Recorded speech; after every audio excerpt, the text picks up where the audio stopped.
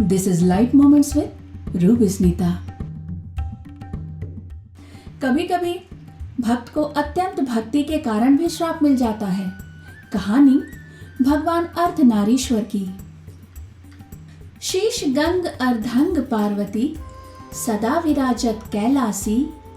नंदी भृंगी नृत्य करत हैं, धरत ध्यान सुर सुखरासी।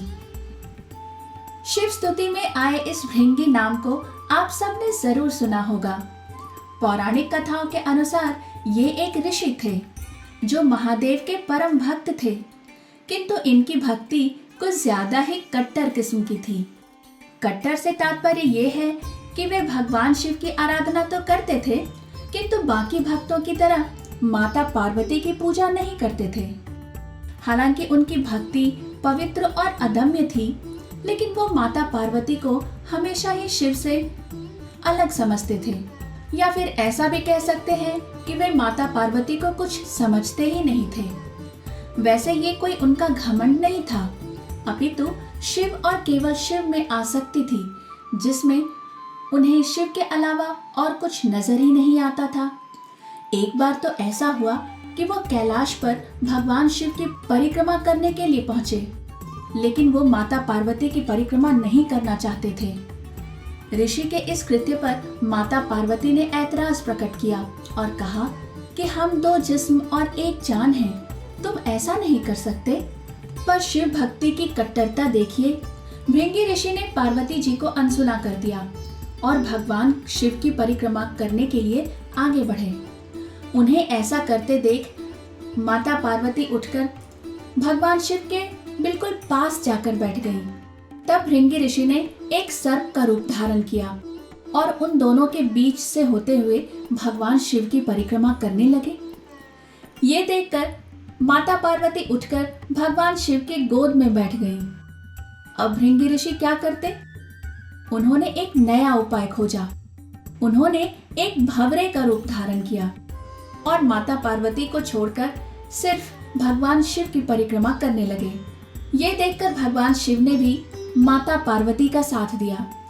उन्होंने माता पार्वती को अपने शरीर के अंदर समा लिया और इस तरह भगवान के अर्धनारीश्वर रूप का उदय हुआ। अब भृंगी ऋषि क्या करते? किंतु गुस्से में आकर उन्होंने एक चूहे का रूप धारण किया और शिव पार्वती को बीच से कुतरने लग गए। ऋषि के इस कृत्य पर आदिशक्ति को बहुत अधिक क्रोध आया और उन्होंने उन्हें श्राप दे दिया। उन्होंने कहा कि जो शरीर तुम्हें अपनी माँ से मिला है, वो तत्काल प्रभाव से तुम्हारे देह को छोड़ देगा। हमारी तंत्र साधना ये कहती है कि मनुष्य को अपने शरीर में हड्डियां और मांसपेशियां पिता की देन होती है, जबकि खून और मांस माता की देन होते हैं। श्राप के तुरंत प्रभाव से भृंगी ऋषि के शरीर से खून और मांस गिर गया। भृंगी निढाल होकर जमीन पर गिर पड़े और खड़े भी हो पाने की क्षमता वे खो चुके थे।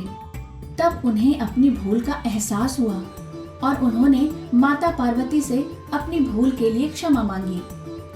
हालांकि तब माता पार्वती ने द्रवित होकर अपना श्राप वापस लेना चाहा, किंतु अपराध बोध से भरे भृंगी ने उन्हें ऐसा करने से मना कर दिया। परंतु ऋषि को खड़े होने के लिए एक सहारे की जरूरत तो थी ही, अतः भगवान शिव ने उन्हें एक तीसरा पैर प्रदान किया, जिसके सहारे वे चल सकें और खड़े हो सकें। तो इस प्रकार भक्त भृंगी के कारण ऐसे हुआ था महादेव के अर्धनारीश्वर रूप का उदय। एक अन्य मान्यता के अनुसार भगवान अर्धनारीश्वर की एक और कहानी है। शिव पुराण के अनुसार जब सृष्टि की रचयिता भगवान ब्रह्मा जी ने देखा कि उन्होंने जिस ब्रह्मांड की रचना की है उसमें विकास की गति तो है ही नहीं, उन्होंने पाया कि पशु पक्षी और मनुष्य की संख्या में वृद्धि नहीं हो रही। कहा जाता है कि तब आकाशवाणी के अनुसार ब्रह्मा जी ने प्रजननी सृष्टि उत्पन्न करने का संकल्प किया। ब्रह्मा जी ने तब इस बारे में भगवान विष्णु से पूछा। उन्होंने महादेव की आराधना करने को कहा। इसके बाद ब्रह्मा जी ने शक्ति के साथ शिव को संतुष्ट करने के लिए घोर तपस्या की। ब्रह्मा जी की तपस्या से परमात्मा शिव संतुष्ट हो अर्धनारीश्वर का रूप धारण कर उनके समीप गए तथा अपने शरीर में स्थित देवी शक्ति के अंश को पृथक कर दिया। तब ब्रह्मा जी ने उस परम शक्ति की स्तुति की। ब्रह्मा जी की स्तुति से प्रसन्न होकर शक्ति ने अपनी भ्रिकुटी के मध्य से अपने ही समान कांति वाली एक अन्य शक्ति की सृष्टि की, जिसने हिमालय की पुत्री पार्वती रूप में जन्म लेकर महादेव से मिलन किया। भगवान शिव ने ब्रह्मा जी को प्रजननी सृष्टि के निर्माण के लिए प्रेरित करने के उद्देश्य से अर्धनारीश्वर स्वरूप में दर्शन दिया था, लेकिन उनके इस स्वरूप का अर्थ ये भी है कि स्त्री और पुरुष दोनों एक समान हैं और दोनों में किसी भी तरह का भेदभाव करना गलत है।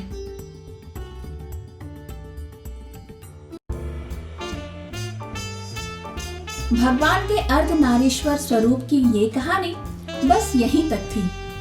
उम्मीद है आपको पसंद आई होगी। अगली बार कुछ और इंटरेस्टिंग लेकर आऊंगी। तब तक खुश रहिए और इंतजार कीजिए।